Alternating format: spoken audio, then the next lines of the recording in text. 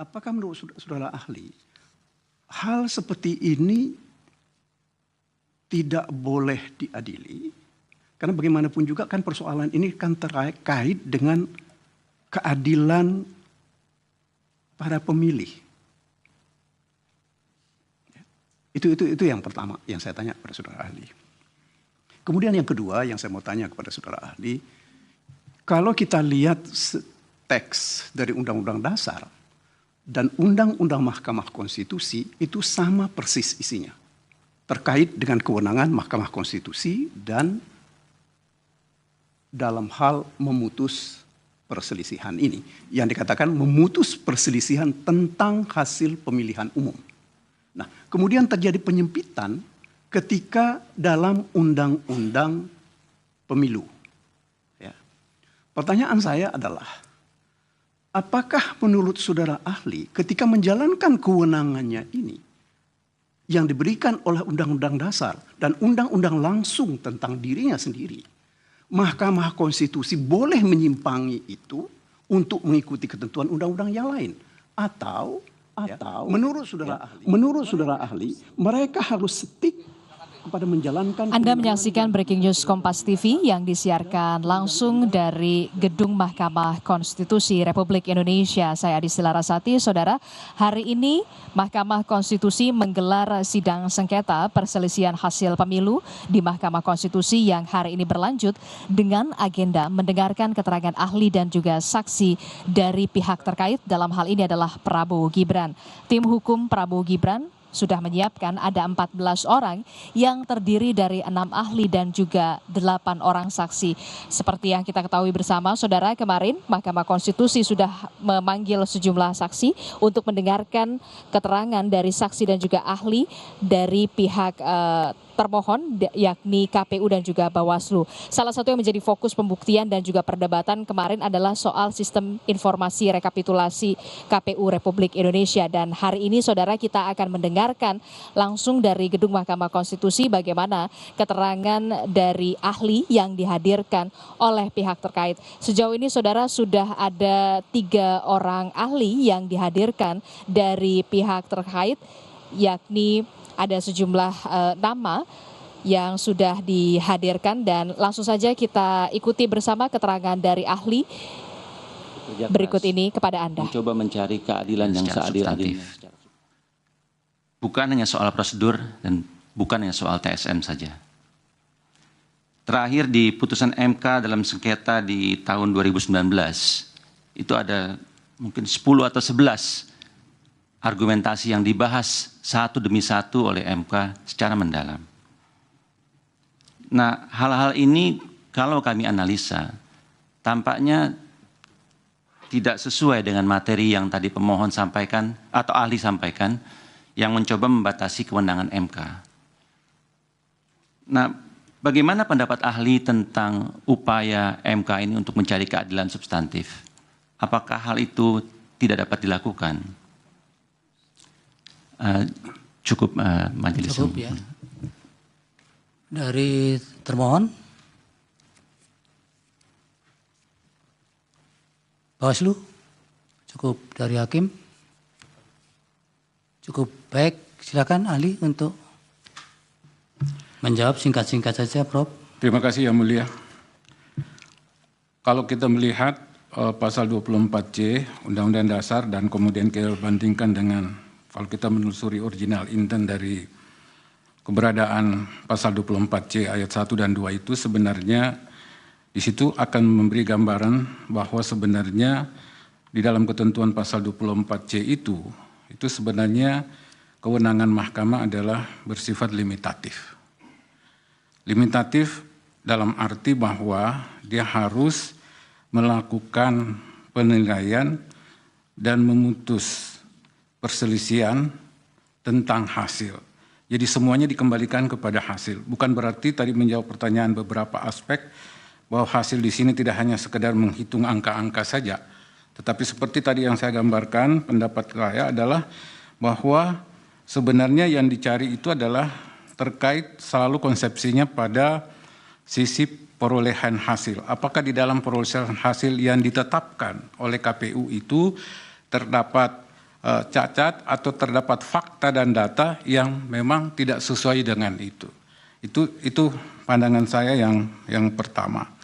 Kemudian yang kedua, kalau dikaitkan tadi dengan ada narasi yang memberikan gambaran bahwa bagaimana kedudukan norma penegakan langsung dan dikaitkan dengan sisi kepentingan daripada pasal 24C dan 22E itu, bagi saya melihat sebenarnya bahwa apa yang menjadi kepentingan di dalam proses perselisihan hasil itu sebenarnya dari awal sudah tergambarkan bahwa ini juga melalui berbagai tahapan dan proses yang akhirnya kemudian kita melihat sampai pada berbagai putusan mahkamah yang kemudian menghasilkan juga hal yang berbeda.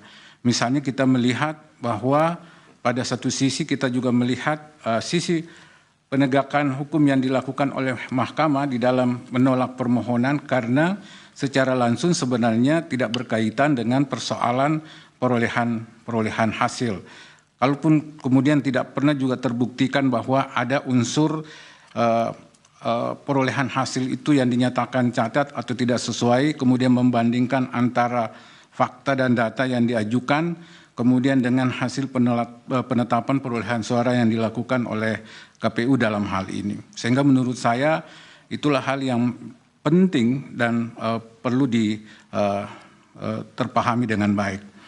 Nah, kemudian kalau kita bicara tentang apakah kemudian mahkamah bisa melakukan judicial activism, saya kira kalau dipertentangkan dengan judicial restriction, saya kira ini menjadi dua hal yang berbeda menurut saya. Karena kalau menurut saya pandangan judicial activism itu tercakup menyangkut soal pilihan hakim di dalam memutus untuk mewujudkan hukum dan keadilan.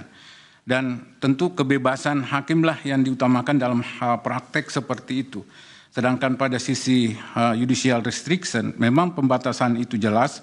Dan seperti saya katakan tadi, original intensi daripada pasal 24C itu sebenarnya memberi batasan secara limitatif. Kita melihat bahwa sebenarnya kalau kita berbicara soal kewenangan, sebenarnya soal dasar bertindak atau dasar berbuat.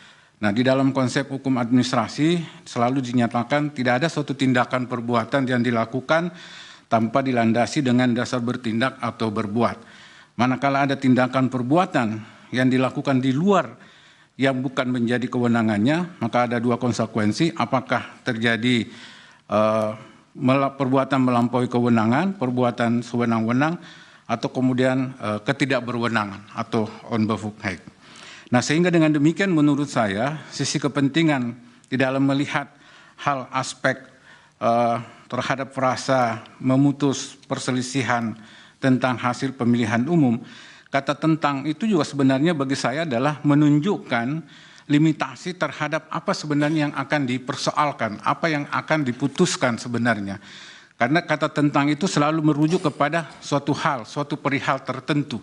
Sehingga kemudian itu sebenarnya lebih merujuk pada batasan-batasan yang memang harus dijalankan, harus dilakukan.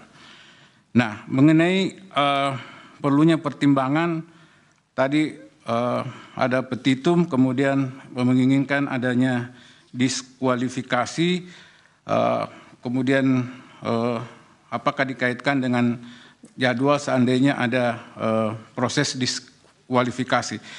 Bagi saya selaku ahli tidak juga lantas menyatakan bahwa kalau itu ada diskualifikasi yang dijalankan oleh mahkamah, tentu kita juga harus melihat. Karena pada patokan dasarnya sebenarnya adalah untuk menentukan apakah sebuah pasangan calon terdiskualifikasi atau tidak. Saya kira kalau kita mulai dari merujuk proses awal, maka itu kan sebenarnya harus dilakukan dalam sebuah proses. Dan kalau proses itu tidak pernah tersampaikan, maka kemudian langsung mau dibawa ke mahkamah. Nah, menurut inilah pertimbangan saya seharusnya mahkamah tidak mempertimbangkan untuk hal itu. Bagaimana MK sudah menjelaskan posisinya, kemudian tidak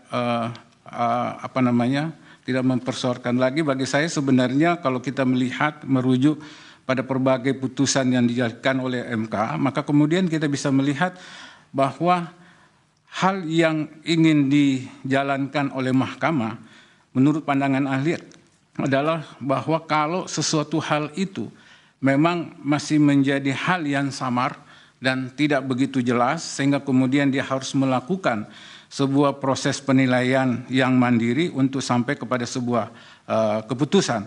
Tetapi kalau hal itu sebenarnya sudah jelas dan ditegaskan di dalam norma kewenangannya, maka menurut saya itu tidak penting lagi dilakukan.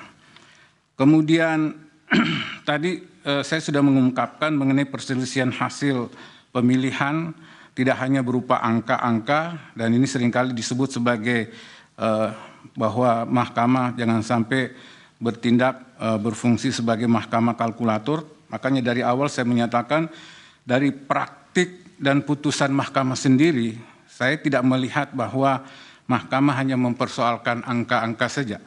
Toh juga jauh menungkik mendalam melihat substansi dari perolehan hasil suara yang ditetapkan oleh KPU dan juga membandingkan dengan fakta dan data dari perolehan hasil suara dari para pemohon. Sehingga kemudian dari situ apakah kemudian ada indikasi kemudian terjadinya pelanggaran, dan kemudian mahkamah nanti akan mempertimbangkan. Tapi pertimbangan mahkamah dalam hal ini tetap mengacu kepada apa yang saya sebut penetapan hasil pemilu itu sendiri.